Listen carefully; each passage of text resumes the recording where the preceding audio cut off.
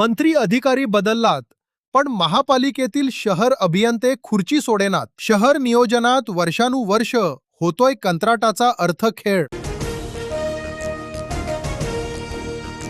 मॉरिशनचे राष्ट्रपती धर्मबीर गोकुळ यांचा सप्तिक सन्मान.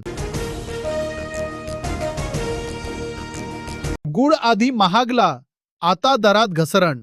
कोल्हापूर शेती उत्पन्न बाजार समितीच्या गुळ मार्केटमध्ये क्विंटल मागे 500 रुपयांनी घसरण. सोने आजचे दर 1,67,110 ग्रॅम. चांदी 2.5 लाख रुपये. किलो सोन्याच्या भावात 2,700 रुपयांची वाढ. चांदीचे भाव 3,500 ने कमी झाले. राज्यभर 10,000 व्हेंटिलेटर. बॉम्ब उच्च समिती करणार चौकशी. व्हेंटिलेटर वापरल्यावर डॉक्टर कर्मचारी यांनी केला होता विरोध.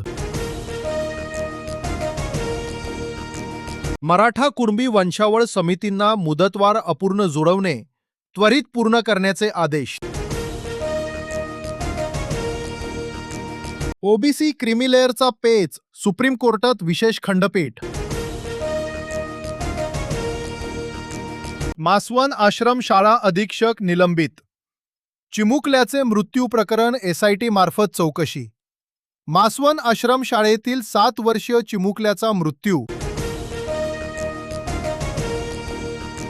वेळेत वाद मिटले नाही तर बेटर हाफ बनते बिटर हाफ.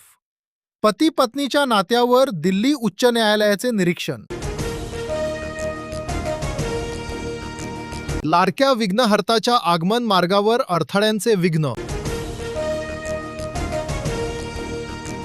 ही तर मूलभूत अधिकारावर गदा, मराठी सक्तीला आव्हान. मुंबईतील रिक्षा आणि कॅब चालकाची उच्च न्यायालयात धाव. आपण नॉनव्हेज चहा पितोय हे क्रिकेटपटूंना माहीत होते का? हायकोर्टाची मिश्किल टिप्पणी, नव्याने तपासणीचे एफडीएल आदेश.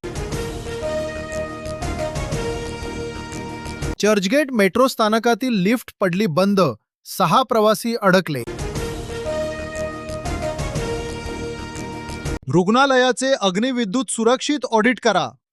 आरोग्यमंत्री प्रकाश आंबेडकर यांचे आदेश.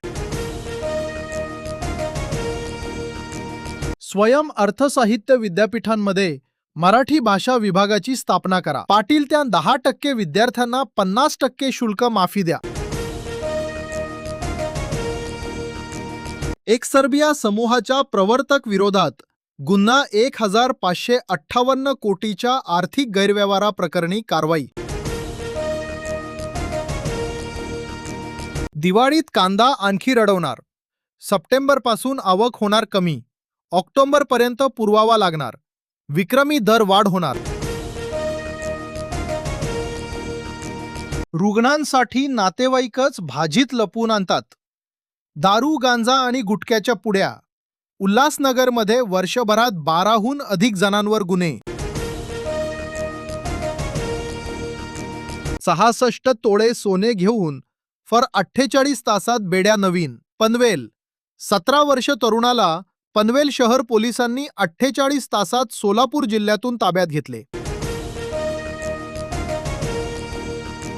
कर्जतमध्ये गोळीबार करून फरार झालेल्या मुख्य आरोपीला अटक.